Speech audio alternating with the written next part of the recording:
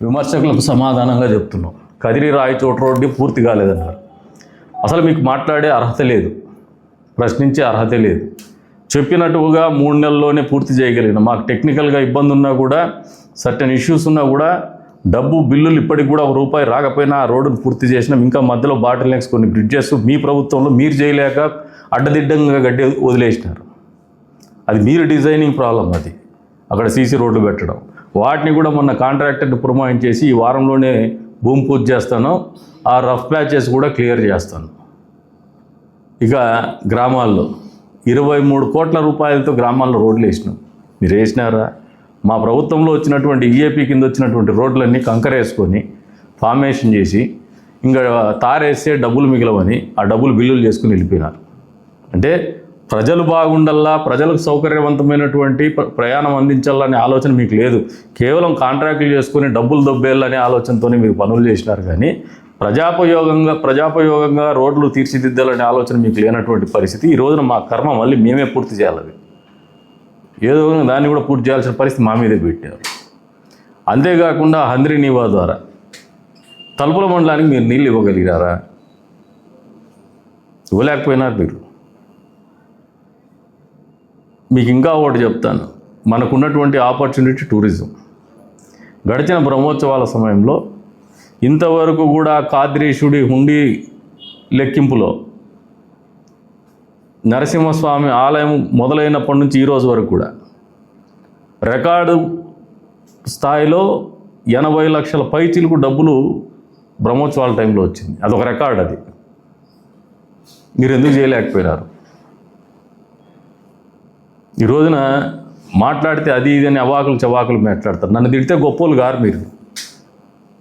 మేము 20 ఏళ్ళుగా మీతో తిట్టించుకుంటూనే ఉన్నాం. మీరు దొంగ అంటే ఇంకొకటి అంటేనో పడతానే ఉన్నాం. కానీ నిజాయితీగా మీ మాదిరిగా మేము పార్టీలు ఎవరు మారలా, అడ్డదారులు దొక్కలా.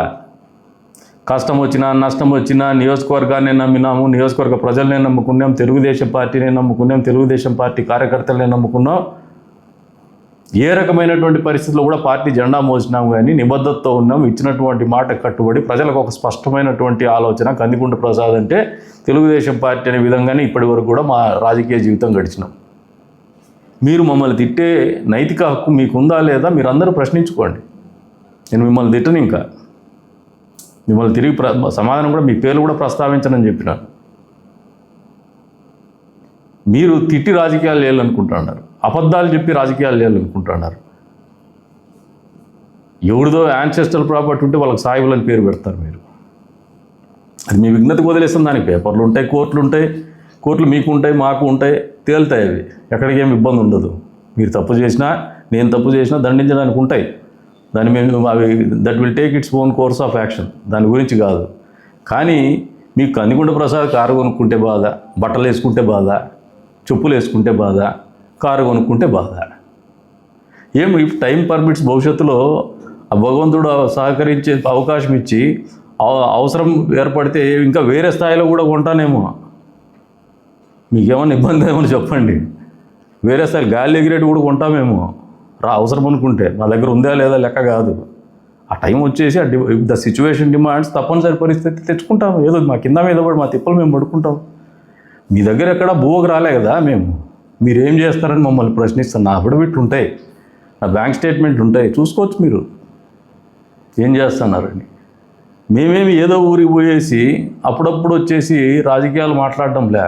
మేము నిరంతరం రాజకీయాల్లో ఇదే ఇంట్లోనే ఉన్నాం, ఇదే పార్టీలోనే ఉన్నాం, ఇదే ఊర్లోనే ఉన్నాం. పక్క ఊరికి పోతే బెంగళూరులో నా ఆఫీసు 97 నుంచి ఒకటే ఆఫీస్లోనే ఉంటున్నాం మేము. తప్పులు చేసేవాడు, దొంగ పనులు చేసేవాడు ఒకసారి కూర్చోలేడు సార్. ప్రజలకు ఇంతకుముందు కూడా చెప్పినాం, మళ్ళీ అది నెగిటివ్ సైడ్ పోదలుచుకోవాలి నేను. ప్రజలు విఘ్నులు. ఈ రోజున మీకు ఒకటి మతిపోయేటివి వాస్తవాలు చెప్తాను, అది మీకు కూడా తెలుసు. ప్రజల్ని మభ్యపెట్టో లేదంటే మీడియాని అడ్డం పెట్టుకొని 4 అవాకులు చవాకులు మాట్లాడేసి అబద్ధాలు రాసుకుంటేనో అవి నిజాలు అయిపోతాయనే భ్రమంలో ఒక ఆయన ఉన్నాడు. ఆయన ఉద్యోగం పోగొట్టుకున్నాడు. అబద్ధాలు రాసి రాసి రాసి నేచర్ ఒకటి ఉంటుంది. నేను తప్పు చేస్తా పోయినా, నువ్వు తప్పు చేస్తా పోయినా, వాళ్ళు తప్పు చేస్తా పోయినా అదేమి స్పేర్ చేయదు. ఇప్పటికి కూడా అబద్ధం బతికి ఏం తీసేసినారంటే లేదు ఊరికి నేను సెలవు పెట్టినా అంటారు. అది మీ పరిస్థితి అబద్ధాలు చెప్పేవానికి. అలవాటు పడిపోయి ఉంటారు. వాళ్ళని ఏం చేయలేము, వాళ్ళ గురించి మేము ఆలోచన కూడా చేయము. ఎందుకంటే మేము ఒక ప్రయాణం కొనసాగించాలనుకున్నాము రాజకీయంలో. ఊరి గురించి ఒక నిబద్ధత ఉంది, నియోజకవర్గ ప్రజలకు జవాబుదారీగా బతకాలనుకుంటున్నాం, రాజకీయాల్లో కొత్త సాంప్రదాయాలు తీసుకురావాలనుకుంటున్నాం, నిబద్ధతగా ప్రజలకు జవాబుదారీగా బతకాలనుకుంటున్నాం. అందుకే సంవత్సరం చివరి రోజునైనటువంటి ఈ రోజున ప్రజలకు సమాధానం చెప్తాను మేము చేసిన పనులకి. వచ్చే రోజుల్లో 2.5 సంవత్సరం అని టార్గెట్ పెట్టుకొని నేను 5 ఏళ్ల గురించి ఆలోచన చేయలే. 17 నెలలు అయింది. నాకు ఇంకా దాదాపు ఒక 6 నెలలు ప్లస్ 6 నెలలు, ఇంకో సంవత్సర కాలం దగ్గర ఉంది.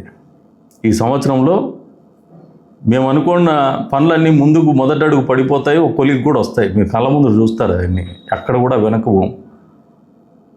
మేము నీళ్లు తలుపుల మండలానికే కాదు, ఎంపిగూడ మండలానికి కూడా ఇచ్చినాం. గాండ్లపెంట మండలానికి కూడా 5వ తారీఖు కల్లా, లేదంటే 10వ తారీఖు లోపు, 5 నుంచి 10వ తారీఖు మధ్యలోనే ఒకరోజు అటుమిటుగా టెండర్స్ కూడా ఫ్లోట్ చేస్తున్నాం.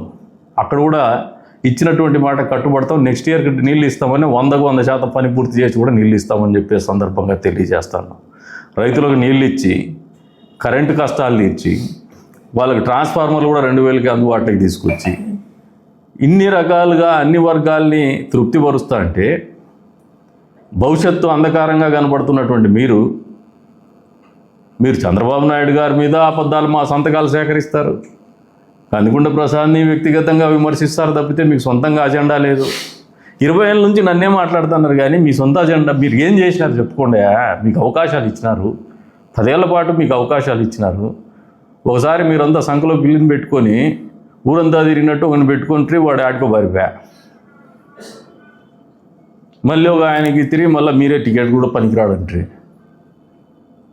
మీరు పదే మీరు ఎందుకు కన్సిస్టెంట్గా పర్ఫామ్ చేయలేకపోతున్నారు అనేది మీ కార్యకర్తలకు సమాధానం చెప్పుకోండి, ప్రజలకు సమాధానం చెప్పుకోండి. ఏమన్నంటే 6,000 చిల్లరే కదంటో. మీరు 700తో గెలిచినప్పుడు కూడా మీరు ఆ మాట అనుకుంటే బాగుండేదయ్యా. మేము 700తోనే గెలిచినాం, ఏంది రా మా బతుకొని రాజీనామా చేసింటే ఆ రోజు గొప్పలు అనుకునే వాళ్ళు, ఈరోజు మాట్లాడేకైనా హక్కు ఉండేది మీకు.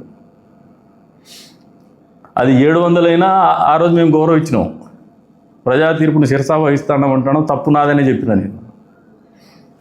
ఈరోజు కూడా 6,000 చిల్లరైనా ప్రజలు నన్ను ఇంకా బాగా, నేను ఇంకా సరిగ్గా ప్రజలకు చేరువు కాలేదేమని ఒళ్ళు దగ్గర పెట్టుకుని పనిచేస్తాను. నేను రాత్రింబోళ్ళు కష్టపడతాను, వాళ్ళ మన్ననలు పొందాలరా. నేను 20 ఏళ్ళుగా నన్ను గౌరవించింది నియోజకవర్గం అనే ఒక ఆలోచనతో ముందుకు పోతున్నాం.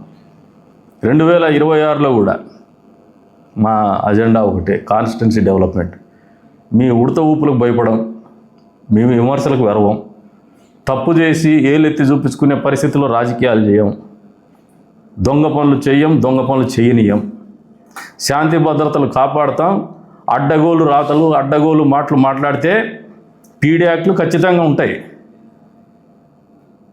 డొకోటా చెంబులు చూపించుకొని, డొకోటా ప్లేట్లు చూపించుకొని, టోపీ మాటలు మాట్లాడుకొని, రాజకీయాలను అడ్డం పెట్టుకొని మేము నాయకులం అనుకుంటే బట్టలు కూడా తీస్తారు, తోలు తీస్తారు. అక్కడ కూడా తప్పించుకోలేరు. 2026 అనేది మీకు జరిగి తీరుతుంది, రాసి పెట్టుకో. ఈ నియోజకవర్గంలో ఇప్పటికే లా అండ్ ఆర్డర్ అనేది ఒక స్థాయికి తీసుకొచ్చినాం, అది వేరే స్థాయికి కూడా తీసుకుపోతాం. ఎందుకంటే మాకు అభివృద్ధి ముఖ్యం. లా అండ్ ఆర్డర్ ఉంటేనే, భూముల దొంగ పనులు జరగకపోతేనే, అక్రమ లేఅవుట్లు వేయకపోతేనే, సక్రమమైనటువంటి లేఅవుట్లు వేసుకొని ప్రజలకు మంచి చేస్తేనే నియోజకవర్గం బాగుపడుతుందని బలంగా నమ్ముతాను. ఎంతసేపు మీరు నన్ను మాట్లాడతారు? ప్రభుత్వం 2 అవకాశాలు ఇచ్చింది. ఒకసారి లేఅవుట్లని రెగ్యులరైజ్ చేసుకోండి, ఇంకోసారి బిల్డింగ్స్ రెగ్యులరైజ్ చేసుకోండి. ఎంతమంది అప్లికేషన్స్ పెట్టుకున్నారయ్యా మీ రియలేటర్స్ అని చెప్పుకునే బ్రోకర్స్? మీకు బేసిక్స్ లేవు, జెస్చర్ లేదు, ప్రజల బాగోగులు లేదు, ఊరి బాగోగులు లేదు. తీసుకొచ్చి 8 అడుగుల రోడ్లు, 6 అడుగుల రోడ్లు, డబుల్ రిజిస్ట్రేషన్లు, టైటిల్ క్లియర్ లేనివన్నీ నెత్తినేసేసి మీ అవసరాల కోసం 2 రూపాయలు మిగిలేదానికోసం నెత్తినేసేసి వెళ్ళిపోతున్నారు. ఇటువంటివి 2026లో ఇంకా పగడ్బందీగా చేస్తామని చెప్పేసి కూడా ఈ సందర్భంగా తెలియజేస్తాను. 25లో కట్టడి చేయగలిగినాం, చేసినాం. వచ్చే రోజులు ఇంకా కట్టడి చేస్తాం. ఇంకా అక్రమ మైనింగ్ చేసే వాళ్ళు ఉన్నారు, ఎగుళ్ళు వేస్తున్నారు చాలా గొప్పగా. తొందరలోనే మీ అక్రమ మైనింగ్ కూడా డమాల్ పటాకే ఏ మొహమాటం పెట్టుకోవద్దండి. 2026 అనేది తెలుగుదేశం పార్టీ జెండా మరింత పై స్థాయికి ఎదిగే రకంగా ప్రతి గ్రామంలో కూడా గ్రామ సభలు పెట్టమని చెప్పేసి మా పార్టీ క్యాడర్కి చెప్పున్నాము. కొత్తగా ఎన్నికైనటువంటి మండల పార్టీ కన్వీనర్లకు చెప్పినాం. ప్రతి గ్రామంలో మీటింగులు జరుగుతాయి, ప్రతి మండలంలోనూ మీటింగులు జరుగుతాయి, ప్రతి బూత్లో కూడా మీటింగులు జరుగుతాయి. ప్రతి ప్రజల సమస్యలని వింటాము, సమస్యల పరిష్కారానికి పనిచేస్తాము. ఏ ఎన్నిక కూడా ఓడిపోమని చెప్పినాం, ఓడిపోకుండానే పార్టీని నడిపిస్తాము. కొత్త రకమైనటువంటి రాజకీయం అనేది మీరు చూస్తున్నారు. ఇంకా సరికొత్త రాజకీయాన్ని కూడా పార్టీని ఎట్లా నడపాలని మమ్మల్ని చూసి మీరు నేర్చుకునే విధంగానే భవిష్యత్తులో ప్రణాళికను రూపుదిద్దుకుంటాం. 26 అనేది మీకు ఒక పాఠంగా రాజకీయాన్ని నేర్పిస్తామని చెప్పేసి కూడా సందర్భంగా తెలియజేసుకుంటూ నియోజకవర్గ అభివృద్ధికి కట్టుబడి ఉన్నాం. 25లోనూ అదే ఉన్నాం. మా శక్తి మేర నియోజకవర్గ అభివృద్ధికి పనిచేసినాం. 26లో రెట్టింపు ఉత్సాహంతో, రెట్టింపు పట్టుదలతోనే నియోజకవర్గ అభివృద్ధికి మేము అనుకున్నటువంటి అన్ని స్థాయిల్లో అభివృద్ధికి కూడా కట్టుబడి పనిచేస్తామని ప్రజలకు జవాబుదారీగా తెలియజేస్తాను.